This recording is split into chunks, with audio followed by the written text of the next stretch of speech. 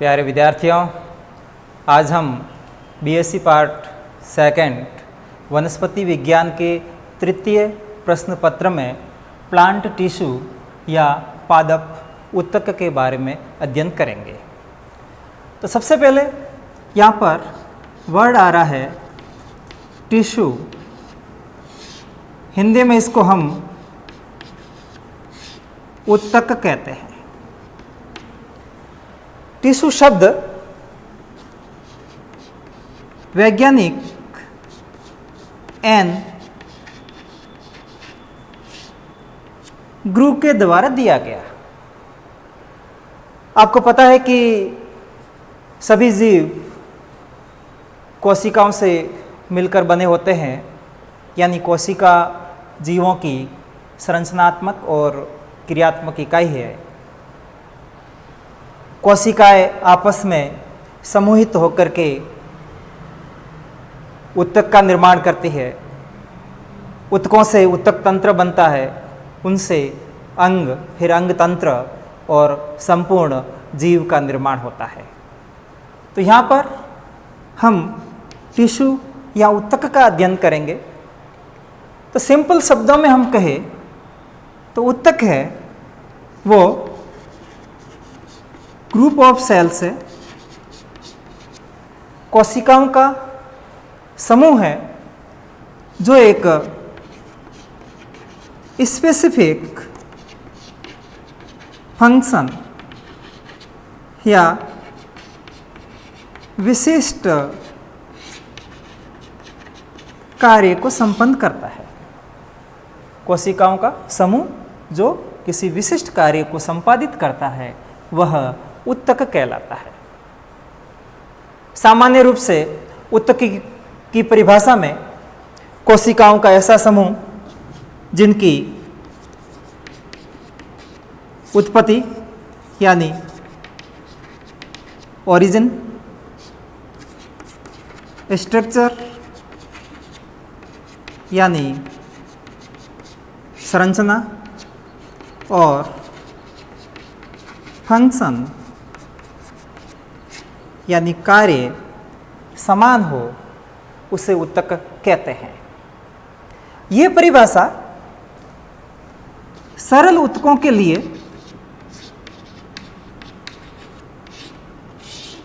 सत्य साबित होती है।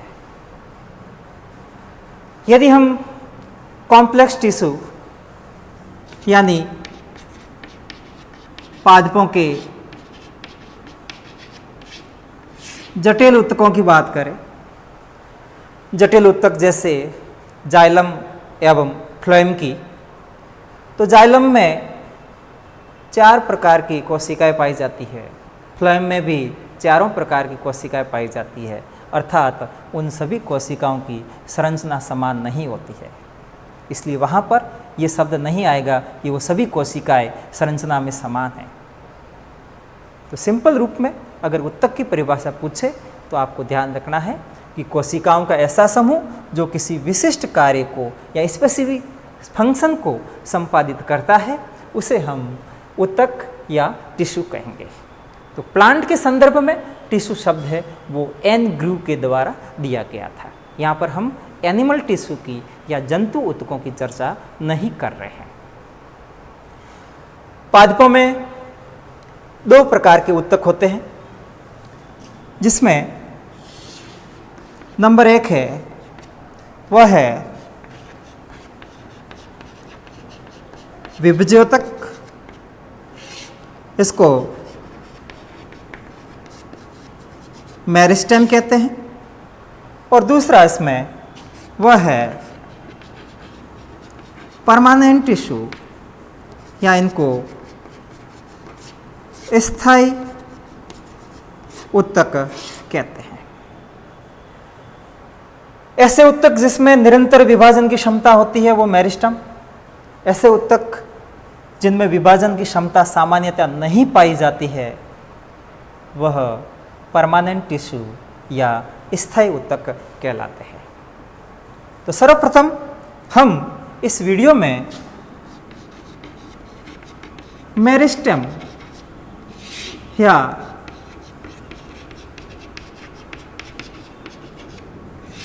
विभज्योतक के बारे में चर्चा करेंगे। प्यारे विद्यार्थियों, यदि आपने पादप और जंतु वृद्धि के बारे में पढ़ा हो तो वहाँ पर आपने पढ़ा होगा कि पादपों की वृद्धि है वह स्थानीयकृत होती है, लोकलाइज्ड होती है, और ये वृद्धि जीवन पर्यंत चलती रहती है। परंतु एनिमल या जंतुओं में जो वृद्धि होती है वो डिफ्यूज होती है और एक निश्चित आयु के बाद उनमें वृद्धि है वो रुक जाती है। तो प्लांट में ये वृद्धि जीवन पर्यंत क्यों होती है, उसके पीछे ये कारण है, वह है विभज्योतक या मेरिस्टम। प्लांट के अंदर विभज्योतक पाया जाता है, और विभज्योतक का मतलब ऐसे उत्तक जिसमें निरंतर विभाजन की क्षमता पाई जाती है या वो निरंतर विभाजित होते रहते हैं, वह उत्तक विभज्योतक या मेरिस्टम है। मेरिस्टम शब्द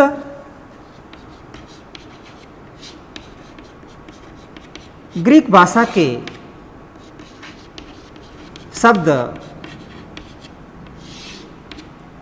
मेरिस्टोस से बना है, और इस मेरिस्टोस का मतलब होता है डिविजिबल।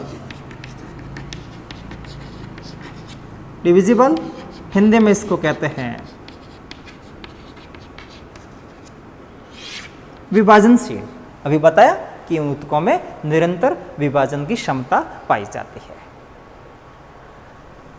मेरिस्टम शब्द है, यह शब्द कार्ल नागेली के द्वारा दिया गया। कार्ल नागेली ने मेरिस्टम शब्द दिया था। अब इस विभज्योतक की जो कोशिका है, उन कोशिकाओं के विशिष्ट लक्षण आपको ध्यान रखना है। विभज्योतक की कोशिकाएं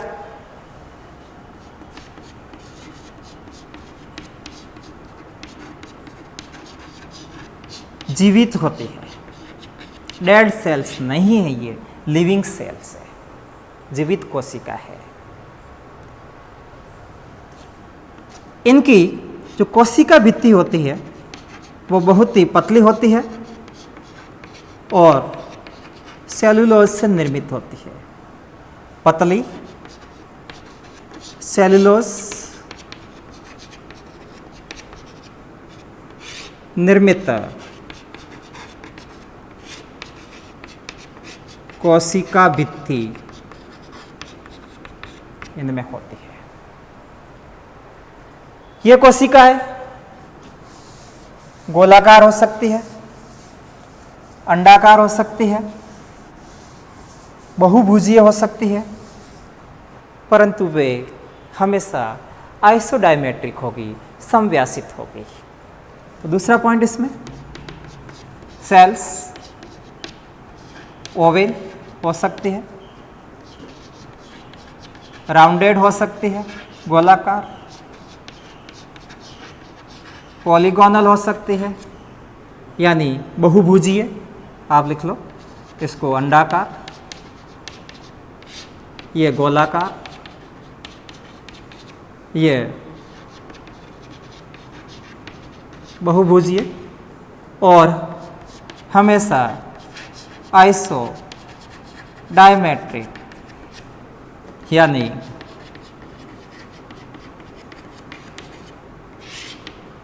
समव्यासित होती है। कोशिका एक दूसरे के पास में सटी रहती है, यानी कॉम्पैक्ट होती है, सहंत होती है, और सहंत से तात्पर्य कोशिकाओं के मध्य इंट्रासेलुलर स्पेसेस नहीं पाए जाते हैं, अंतर कोशिकीय अवकाश अनुपस्थित होते हैं। तो अगला कैरेक्टर इसमें सेल्स है, वो कॉम्पैक्ट यानी सहंत होती है, और इसका मतलब इसमें इंटर सेलुलर स्पेसेस absent, अंतर कोशिकीय अवकाश नहीं पाए जाते हैं। अगली विशेषता, इन कोशिकाओं में जो जीव द्रव्य है वो एबंडेंट होता है, सघन होता है, डेंस होता है, और इसमें केंद्रक है वो प्रोमिनेंट या सुस्पष्ट प्रकार के होते हैं। तो यहाँ पर इनमें डेंस साइटोप्लाज्म यानी सघन जीव द्रव्य या कोशिका द्रव्य और प्रोमिनेंट न्यूक्लियाई सुस्पष्ट केंद्रक होते हैं। अगली विशेषता, इन कोशिकाओं में जो प्लास्टिड्स, जिनको हम लवक कहते हैं, ये लवक अनडिफ्रेंशिएटेड स्टेज के अंदर होते हैं, यानी ये प्रो प्लास्टिड या प्राक लवक के रूप में होते हैं। सामान्यतः यह कोशिका निरंतर विभाजित होती रहती है, इस कारण इन कोशिकाओं में रिजर्व फूड मटेरियल, संचित भोज्य पदार्थ इसमें नहीं पाया जाता है। तो अगला, क्योंकि वो भोज्य पदार्थ कोशिका विभाजन के समय प्रयुक्त हो जाता है, यानी रिजर्व फूड मटेरियल, हिंदी में कहते हैं इसको संचित भोज्य पदार्थ, इनमें अनुपस्थित होता है। अगला कैरेक्टर,